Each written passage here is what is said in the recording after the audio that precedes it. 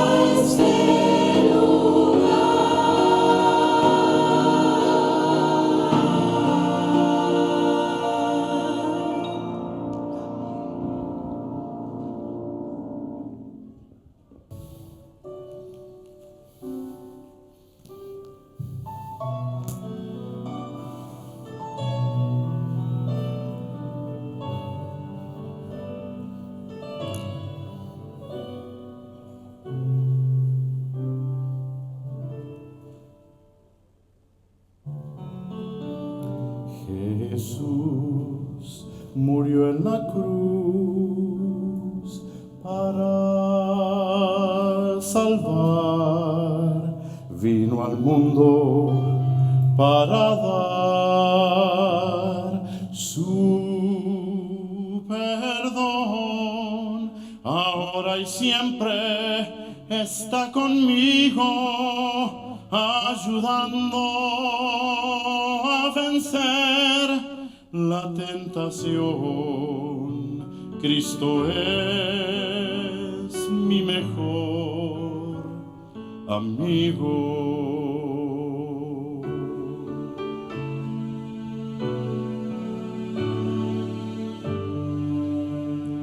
Pero un día, yo lo sé, me vendrá a buscar, y con él para siempre yo viviré.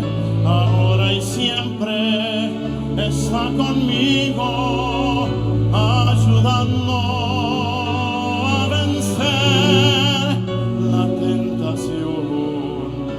Cristo es mi mejor amigo.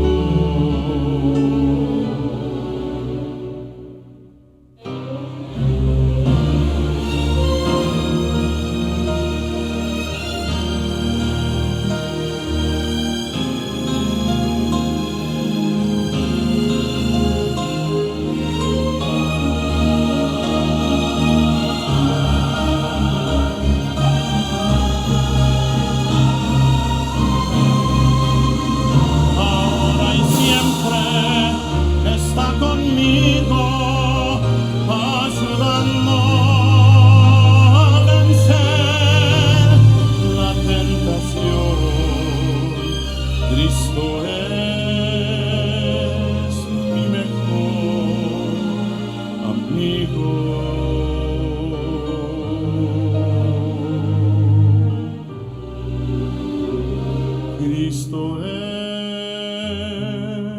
mi mejor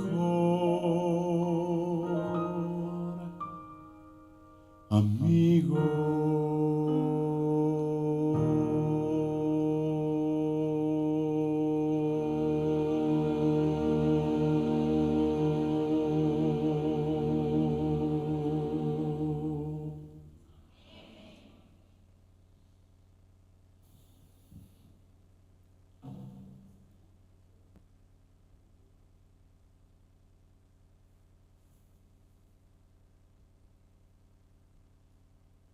Una y otra vez encontramos en la palabra de Dios que se nos recuerda de que Dios nos ama, de que Jesús es nuestro mejor amigo. Y lo demostró. No tenemos que esperar para decir, bueno, voy a ver si realmente va a ser mi amigo o no. Es nuestro mejor amigo. Y lo será por siempre.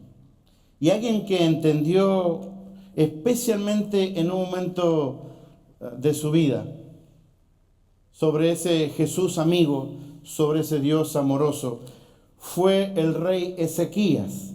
Y si ustedes nos quieren acompañar, pueden hacer dos cosas. O miran allí en la pantalla donde los hermanos van a mostrar la porción de la Biblia que queremos recorrer, o si no, ustedes pueden buscarlo allí en Segunda de Reyes, segunda de mi apellido. Somos tan famosos, hermanos, que aparecemos hasta en la Biblia. Segunda de Reyes, capítulo 18. Y dice allí el versículo 1. Ahí vamos a llegar ya dentro de un momento. Y mientras la lluvia cae, nosotros estamos seguros aquí dentro, ¿no? Disfrutando de la alabanza a Dios que nos dieron los hermanos que cantaron al principio, preciosos, muy lindos vestidos y cantaron muy lindo también, las dos cosas.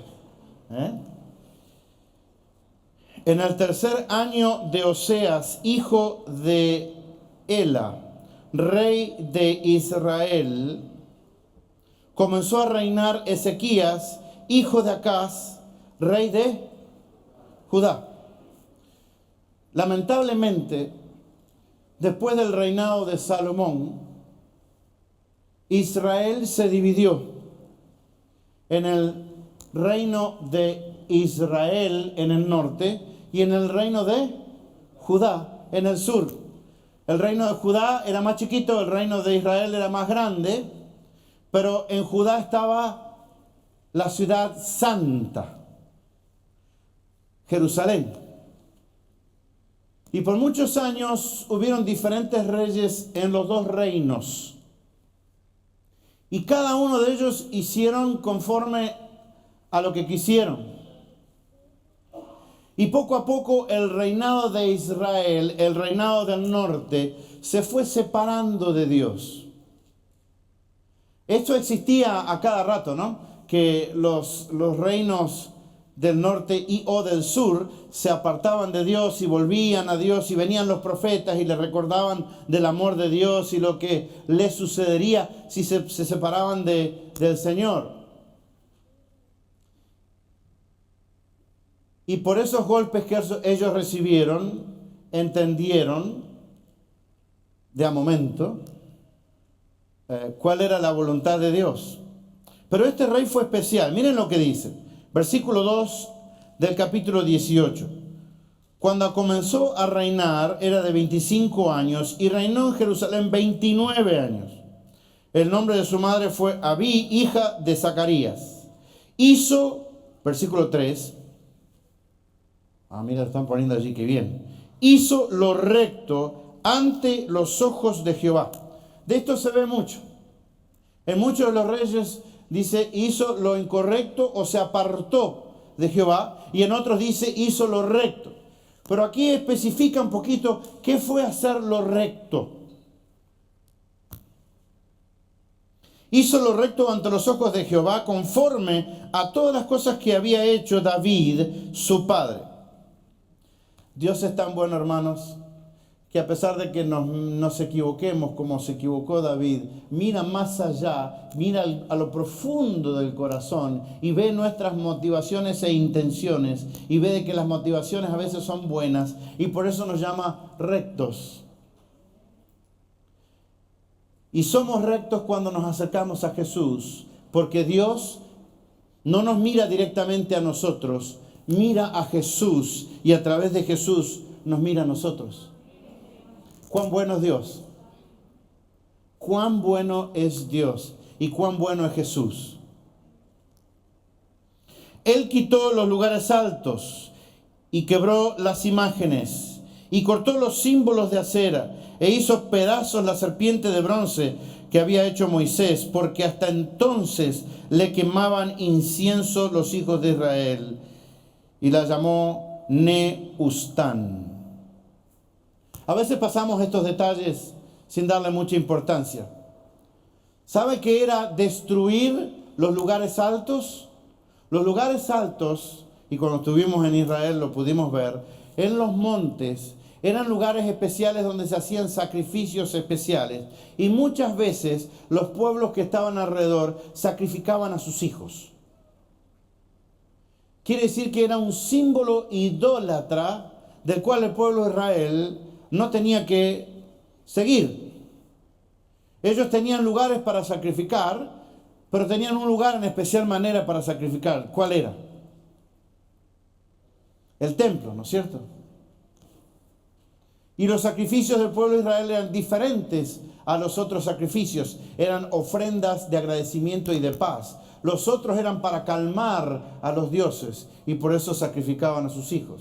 De paso, algunos de estos reyes sacrificaron a sus hijos también.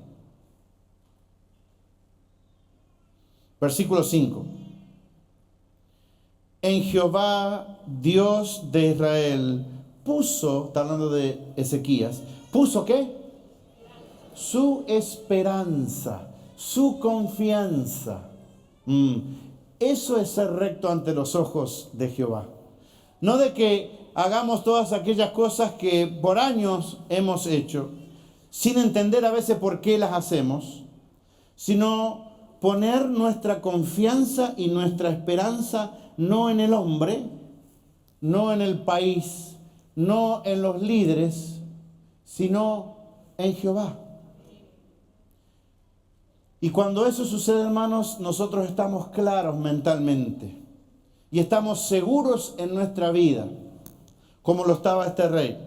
En Jehová Dios de Israel puso su esperanza, ni después ni antes de él hubo otro como él entre todos los reyes de Judá. Está fuerte decir eso. Para que en la Biblia diga eso, tenía que ser un hombre súper especial. Confiaba en Dios, porque siguió a Jehová y no se apartó de él, sino que guardó los mandamientos que Jehová prescribió a Moisés. Versículo 7. Y Jehová, ¿qué? Estaba con él. Y a donde quiera que salía, ¿qué? Prosperaba. Hermanos, el cristiano que camina con Dios prospera en todo sentido. Y aquí no estamos hablando del sermón de la prosperidad, porque hay predicadores de prosperidad. Pero es algo lógico, es algo que es así. Nuestro Dios dice que tiene bendiciones hasta que sobreabunde. Nosotros somos los que no nos acercamos a Él humildemente para que Él nos bendiga como Él quiere. Y no estoy hablando de bendiciones materiales solamente, porque generalmente pensamos en eso. Somos materialistas o carnales y pensamos en eso en primer lugar. Y nos pasa. Pero cuando el Espíritu está lleno, hermanos, lo demás toma totalmente segundo, tercer lugar, cuarto lugar. ¿Lo han experimentado ustedes eso en algún momento de su vida? El problema está en que no somos constantes en eso, sino que nos sucede esporádicamente. Y por eso Dios quiere mandar su Espíritu, como quería mandárselo al pueblo de Israel, para que seamos constantes en esa relación con Dios y en esa vida en el Espíritu. Porque descubrimos cosas que nunca nos imaginaremos cuando vivimos en el Espíritu. Y este hombre, creo que al principio especialmente de su reinado, descubrió que Dios era todo para él. Y era el protector de Israel y de Judá. Los otros reyes no siguieron ese consejo, ¿no? Porque si seguimos la historia bíblica aquí, habla de cómo los asirios y los sirios tomaron a las ciudades del norte de Israel, a tal punto que el reinado del norte desapareció y solamente quedó el reinado del sur, Judá. Qué triste, ¿no? Hasta que finalmente hasta el reinado del sur desapareció con la invasión babilónica. Y en esta historia vemos a un rey que estaba ocupado y preocupado por el presente, pero realmente no estaba tan preocupado por el futuro. Y hermanos, cuando estamos en las manos de Dios tenemos que estar ocupados en todo. En el presente y también en el futuro. Especialmente cuando hablamos del futuro de la obra de Dios. Porque nosotros vemos la venida del Señor Jesús en el futuro. Pero si no hacemos nada en el presente, ese futuro parece que nunca llega. Construimos el futuro cuando nos ocupamos de servir a Dios en el presente. Así que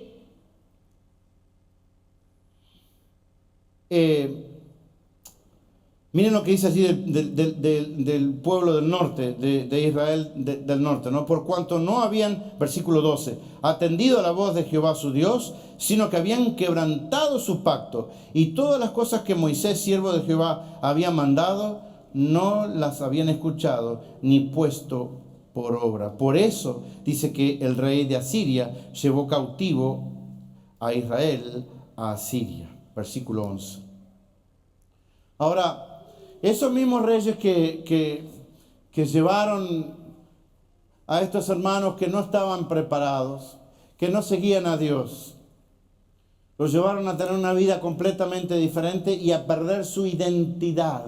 Hermanos, cuando a mí me preguntan quién soy, a veces ponemos un título por delante, ¿no? El pastor, yo soy el pastor. No, hermanos, yo no soy el pastor. Ni siquiera soy Luis Reyes. Cuando me preguntan quién soy, mi verdadera identidad es: soy un hijo de Dios.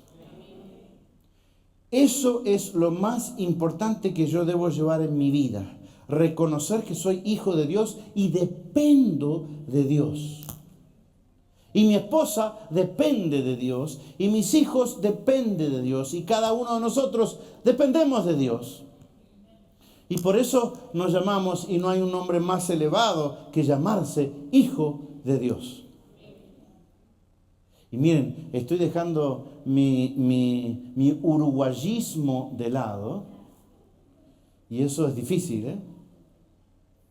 Pero hay un reino mucho más poderoso, más importante que el uruguayismo que yo pueda tener. O el mexicanismo, o el puertorriqueñismo, o como queramos llamarlo. Somos hijos de Dios. Esa es tu identidad. Ese es quien tú eres. Dios te llamó y te salvó para que tú seas su hijo por la eternidad. No hasta que te mueras en esta tierra, sino por la eternidad. Y eso tiene un valor enorme.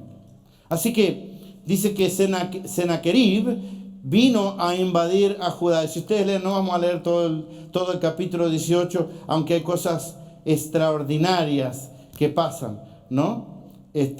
Porque se reían del pueblo y le venían diciendo, hey, ¿vas a creer en ese Dios? Mira, hemos tomado todas las ciudades que están alrededor tuyo.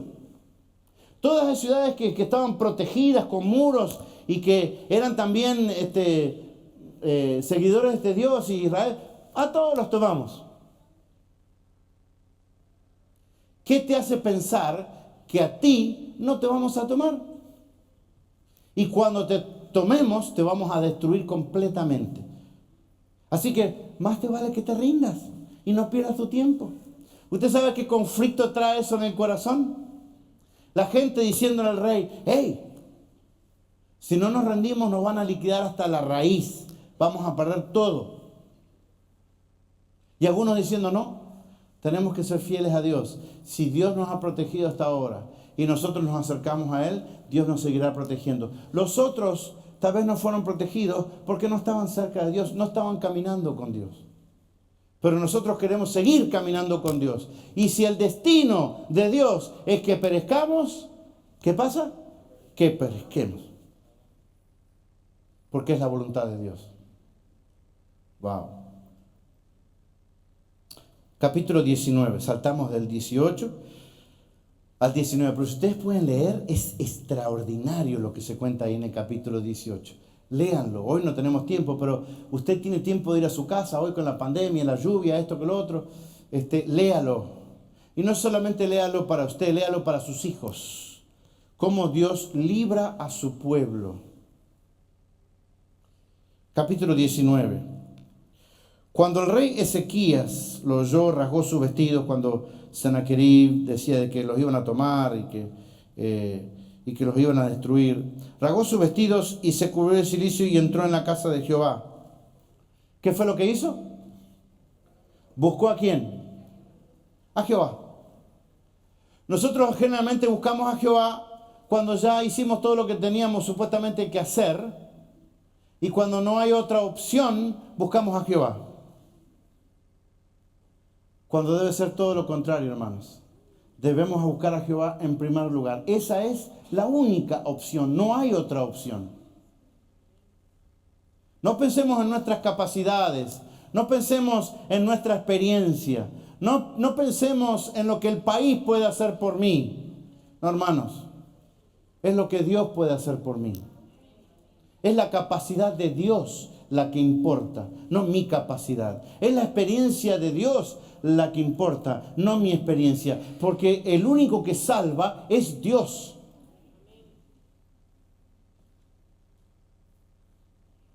Y envió a Eliaquim, mayordomo, a Sebna, escriba, y a los ancianos de los sacerdotes cubiertos de cilicio, al profeta Isaías, hijo de Amós, para que le dijesen, así ha dicho Ezequías, este día es día de ¿qué? Angustia, de reprensión, de blasfemia, porque los hijos están a punto de nacer y la que da a luz no tiene fuerzas. Quizá oirá Jehová, tu Dios, todas las palabras de Rabsaces, el que los estaba diciendo de que Jehová no servía para nada, que no tenía poder, que era un Dios chiquito, a quien el rey de los asirios, su señor, ha enviado para blasfemar al Dios viviente y para vituperar con palabras, las cuales Jehová tu Dios ha oído. Por tanto, eleva oración por el remanente que aún queda. Y fueron a Isaías. Y esta es la respuesta de Dios. He aquí, pondré yo en él un espíritu y oirá rumor y volverá a su tierra y haré que en su tierra caiga a espada. Hablando de Sennacherib, que había venido a invadirlos. Así diréis, versículo 10, a Ezequías, rey de Jehová, no te engañe tu Dios en quien tú confías, para decir, Jerusalén no será entregada, este era Ramsés, ¿no? No te engañe que no será entregada en manos del rey de Asiria. Y aquí viene la parte linda, la oración de Ezequías, versículo 15. Y oró Ezequías delante de Jehová diciendo, Jehová Dios de Israel, que mora entre los querubines y solo tú eres Dios de todos los reinados de la tierra, tú hiciste el cielo y la tierra. Inclina, Jehová, tu oído y oye, abre, oh Jehová, tus ojos y mira y oye las palabras de Sennacherib, que ha enviado a blasfemar al Dios viviente. Y continúa la historia y Dios responde diciendo: no se preocupen, Él va a volver completamente derrotado. Por cuanto, versículo 28, por cuanto tú has airado contra mí, dice Dios, por cuanto tu arrogancia ha subido, está hablando de Sennacherib, tu arrogancia ha subido a mis oídos, yo pondré mi garfio en tu nariz y mi freno en tus labios y te haré volver por el camino por donde viniste. Wow. Por tanto, dice así Jehová acerca del rey de Asiria: no entrará en esta ciudad, ni echará saeta en ella, o flecha en ella, ni vendrá delante de ella con escudo, ni levantará contra ella baluarte. Por el mismo camino que vino, volverá, y no entrará en esta ciudad, dice Jehová. Hermanos, cuando Dios protege, protege. El trabajo de Dios es completo y perfecto. Por eso tenemos que confiar en Dios y no en los hombres. Porque los hombres fallamos, Dios no falla. Los hombres tenemos inseguridades, Dios no tiene inseguridades. Nuestra confianza y nuestra esperanza solamente tiene que estar en Dios. Y si de hoy usted se va de aquí pensando: tal vez yo no he confiado en Dios plenamente, no he puesto mi esperanza en Dios plenamente, ¿saben qué? Ese es el mensaje tal vez que Dios tiene para ti, como tuvo para este rey y también para el pueblo de Judá. El pueblo de Israel no quiso escuchar, el pueblo de Judá sí escuchó a través de su rey y sus dirigentes.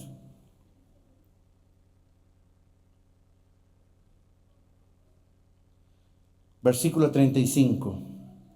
Miren, leo el 34 también, ya había leído el 33. Porque yo ampararé esta ciudad para salvarla por amor a mí mismo y por amor a David mi siervo. Versículo 35, extraordinario.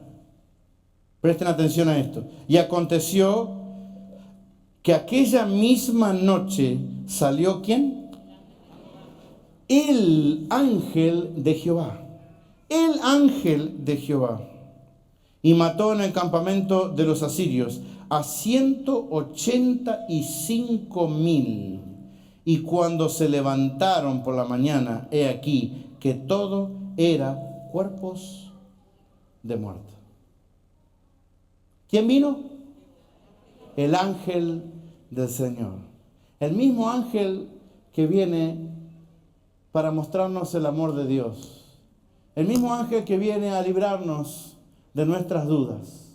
El mismo ángel que nos protege. Y a veces no nos damos cuenta, estamos manejando el carro y pudo haber un accidente y no le damos importancia. Ese mismo ángel está cubriéndonos, hermanos, a pesar de nuestras fallas. A pesar de nuestras fallas. Dios es misericordioso por sobre todas las cosas. Y nos ama, nos cuida y nos protege todos los días, no solamente el sábado cuando venimos a la iglesia. Todos los días y en toda ocasión. Y no solamente a nosotros. Es tan bueno Dios que protege a nuestra familia, aunque no lo merezcan. Es tan bueno Dios.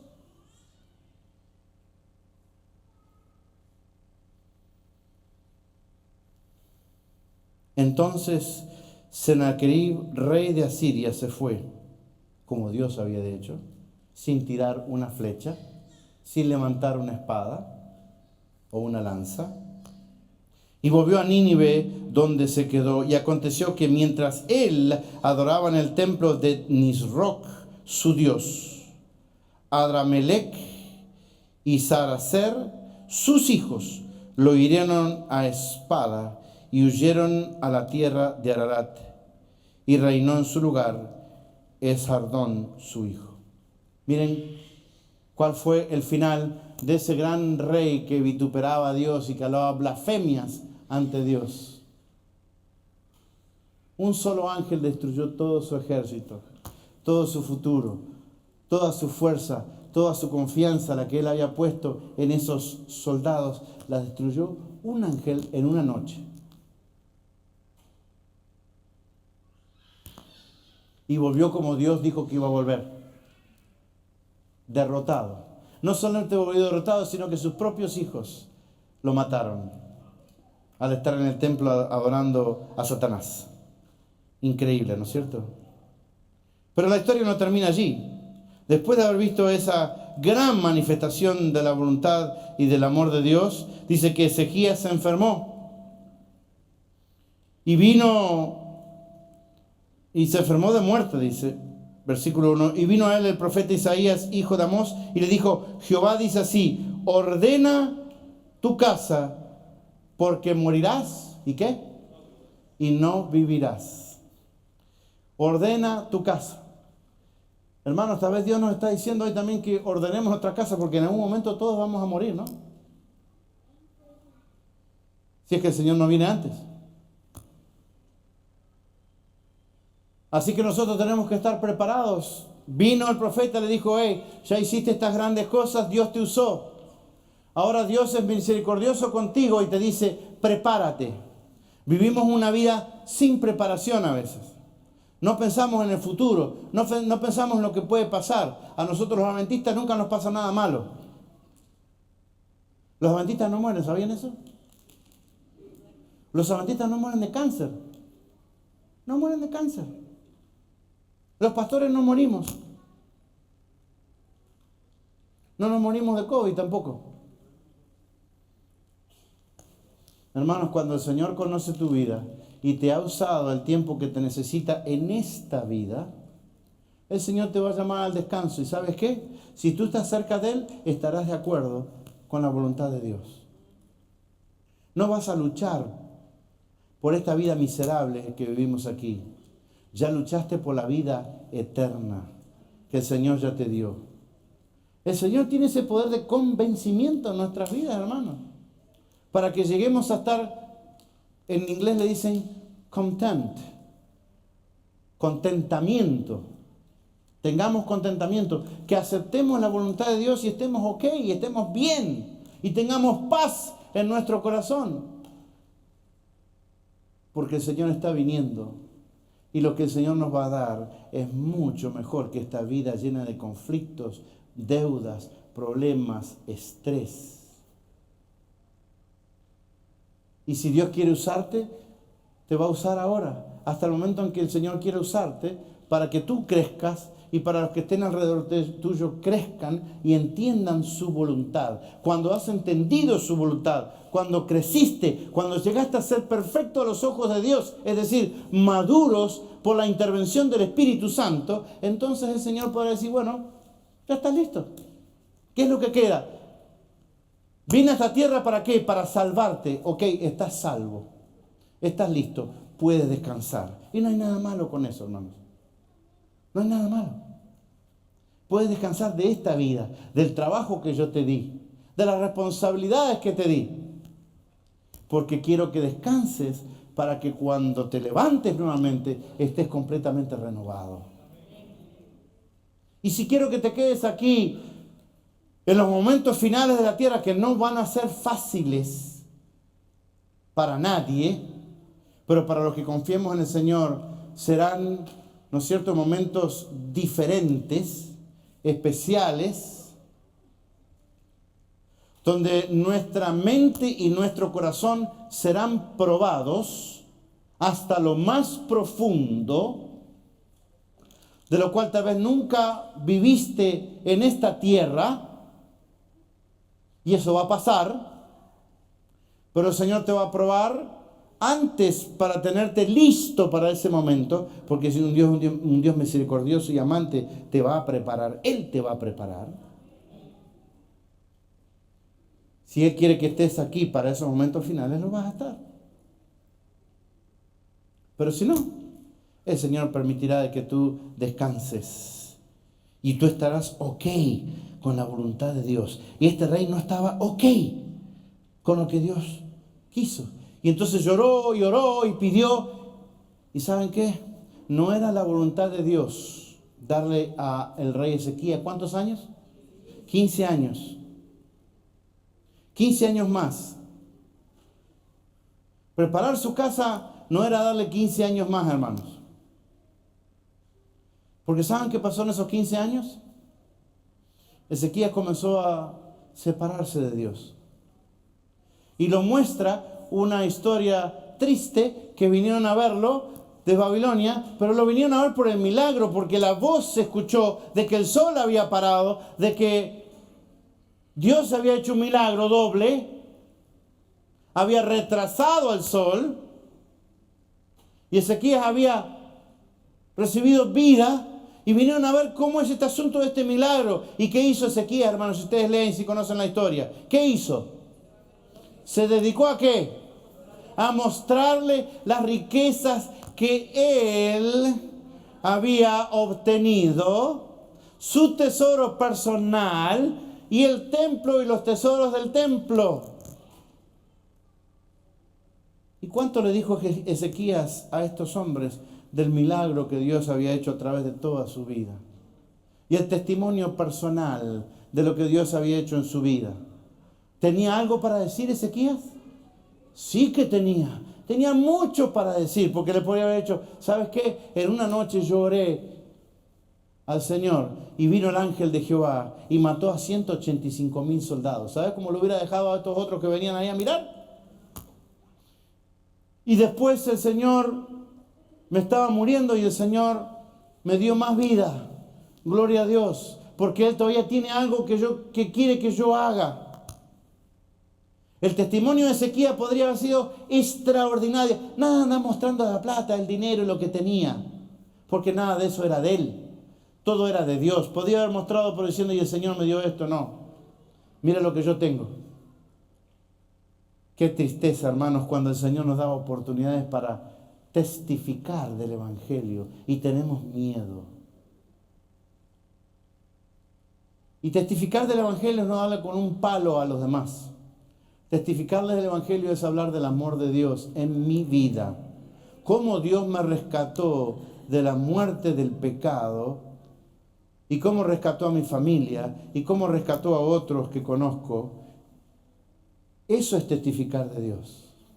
Dios nos da razones para testificar. Tú no tienes que preocuparte de qué vas a decir. Tú tienes que preocuparte de estar cerca del Señor cuando esos momentos lleguen, porque el Señor hablará a través de ti. Gloria a Dios.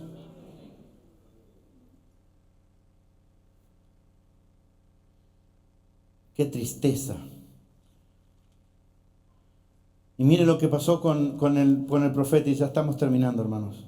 Tal vez alguno esté mirando el reloj, a ver, yo voy a mirarlo también. Entonces el profeta Isaías vino al rey Ezequías y le dijo, ¿qué dijeron aquellos varones? ¿Y de dónde vinieron a ti? Y Ezequías le respondió, de lejanas tierras han venido de Babilonia. ¿Le suena Babilonia? Porque algo va a pasar. Y él le volvió a decir, ¿qué vieron en tu casa? ¿Qué vieron en tu casa? ¿Saben? Ezequías tenía la oportunidad única de dejar un legado mundial, porque Babilonia va a ser el próximo imperio reinante en el mundo. Ezequías tenía la oportunidad para que estas personas que en el presente vieran a Dios pudieran acercarse a Dios en el futuro. Dios los trajo a ese lugar. Dios los trajo a ese lugar para que Ezequías tuviera la oportunidad de testificar. Como Ezequías no lo hizo, Dios tenía otro plan. ¿Se acuerdan? En el futuro. Qué lindo es cuando nosotros podemos dejar un legado, no solamente en nuestra familia, en nuestros hijos, sino en todo aquel que está a nuestro alrededor, en nuestro trabajo, en nuestro vecindario, que digan, este era una mujer, o esta era una mujer de Dios, o un hombre de Dios. ¡Wow! ¿Cuántos dirán eso de nosotros hoy en día, hermanos? Nos tenemos que rascar la cabeza para pensar en eso. Y él le volvió a decir, es decir, el profeta, ¿qué vieron en tu casa? Y Ezequías respondió, vieron todo lo que había en mi casa. Nada quedó en mis tesoros que no les mostrase. ¿Nada quedó en qué? En mis tesoros que no les mostrase. Qué lástima. Qué lástima. Que a veces pensamos en aquellas cosas que Dios ha puesto en nuestras manos como que son nuestras en primer lugar y como que es lo importante que tengo que mostrar. Lo importante que tengo que mostrar es el carácter de Jesús en mi vida. Eso es lo importante que tengo que mostrar. El amor de Cristo en mi vida. Entonces Isaías dijo a Ezequías, oye palabra de Jehová. He aquí vienen días en que todo lo que está en tu casa y todo lo que tus padres han atesorado hasta hoy será llevado ¿a dónde? A Babilonia. Profecía, hermanos. Sin quedar ¿qué? Nada, dijo Jehová. Y de tus hijos que saldrán de ti, que habrás engendrado, tomarán y serán eunucos en el palacio del rey de Babilonia. Entonces Ezequías dijo a Isaías, la palabra de Jehová que ha hablado es ¿qué?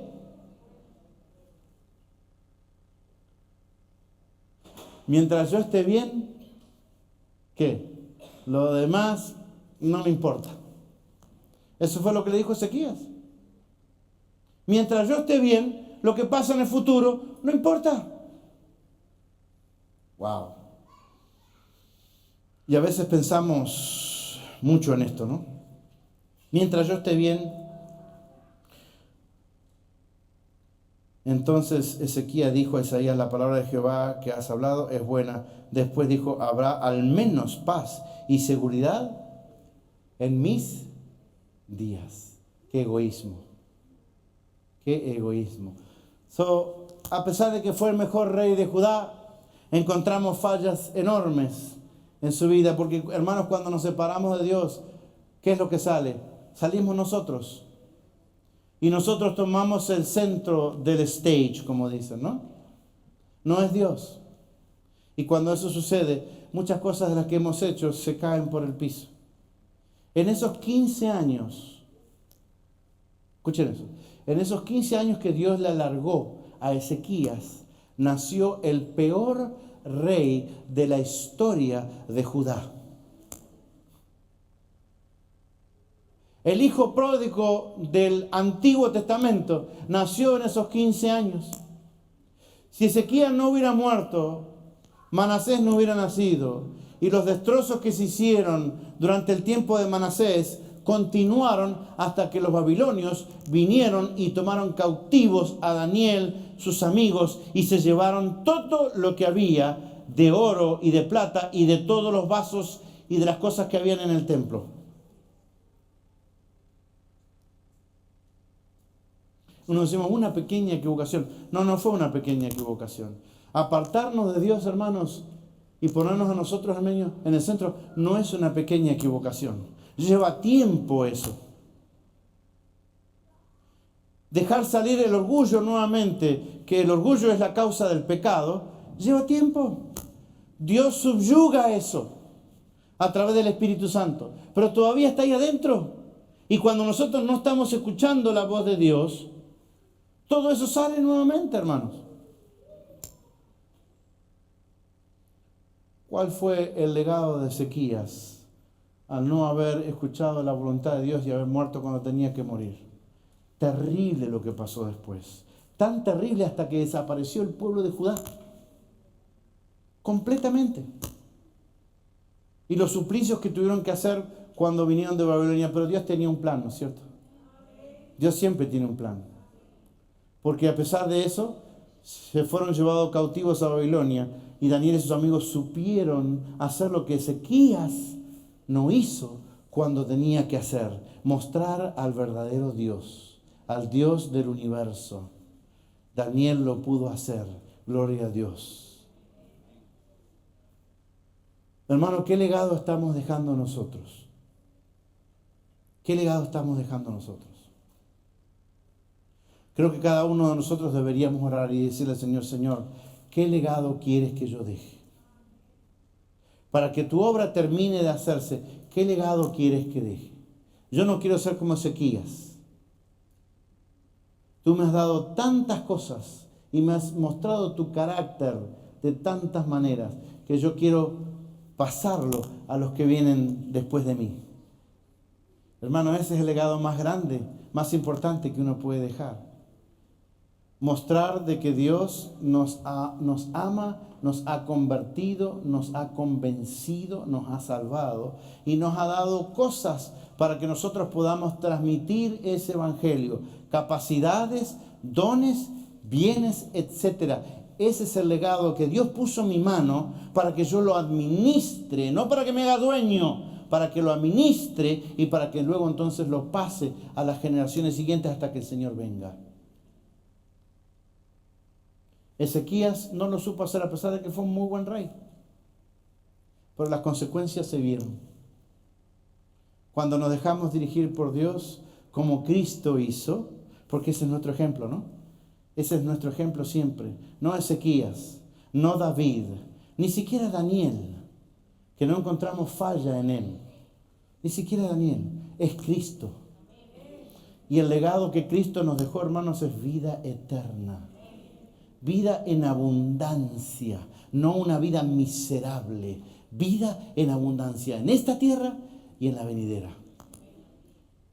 Ojalá podamos seguir ese ejemplo. El ejemplo que Jesús nos dejó allí a través de su muerte en la cruz, pero también a través de su vida, para que nosotros podamos ser salvos. Estamos aquí para servirles, hermanos. Ojalá Dios nos use a través de ustedes. Y tenemos material para darles, para que ustedes puedan hacer aquellas cosas que necesitan hacer para dejar su futuro, presente y futuro, preparado para que el Señor lo use de acuerdo a su voluntad. Que Dios nos use a nosotros y que Dios nos use todo lo que puso en nuestras manos. Esa debe ser nuestra oración.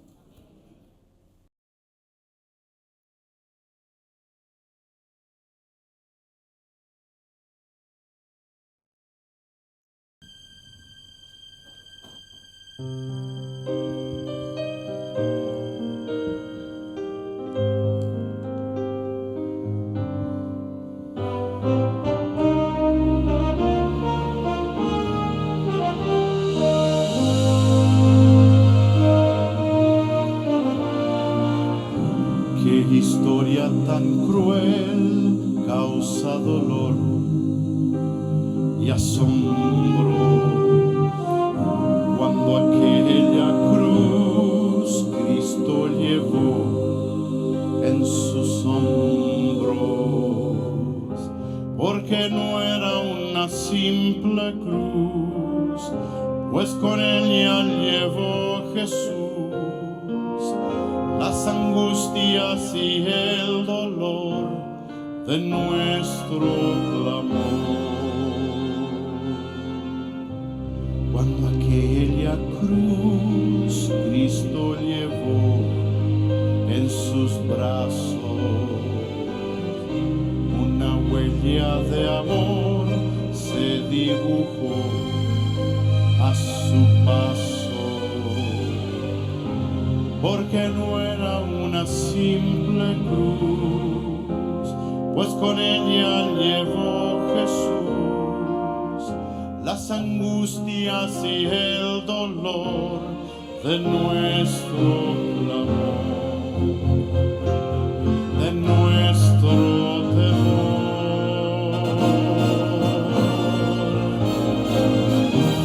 La cruz del Calvario nuestra victoria, pues Cristo la muerte ya venció y eternamente vivirá. Todos juntos vamos a lograr.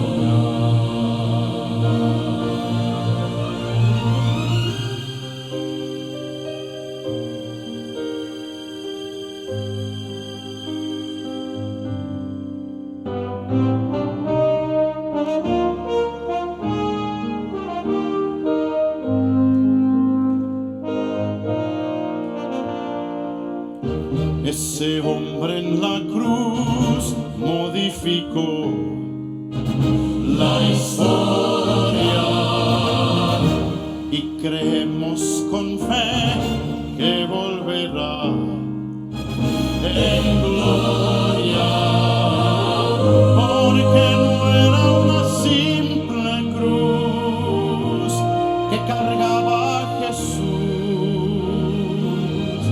Él llevó nuestro gran dolor y nuestro clamor, sufrió por amor. La cruz del Calvario es nuestra victoria, pues Cristo la muerte ya venció y eternamente vivirá. Todos juntos vamos al hogar. Todos juntos vamos al hogar. Juntos vamos al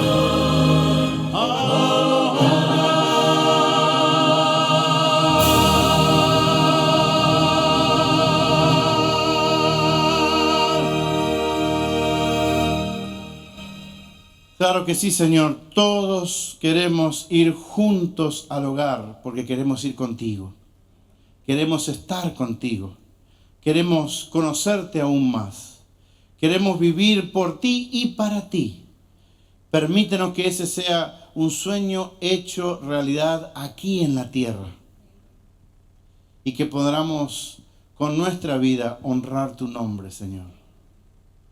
Que reconozcamos que no somos nada ni tenemos nada sin ti. Y que gracias a ti podemos dejar un legado hoy y para siempre. Permítenos pensar en otras vidas, en otras personas que necesitan de Jesús, que yo puedo ayudar, que tú me puedes usar. Lo rogamos y agradecemos en el nombre de Jesús. Amén.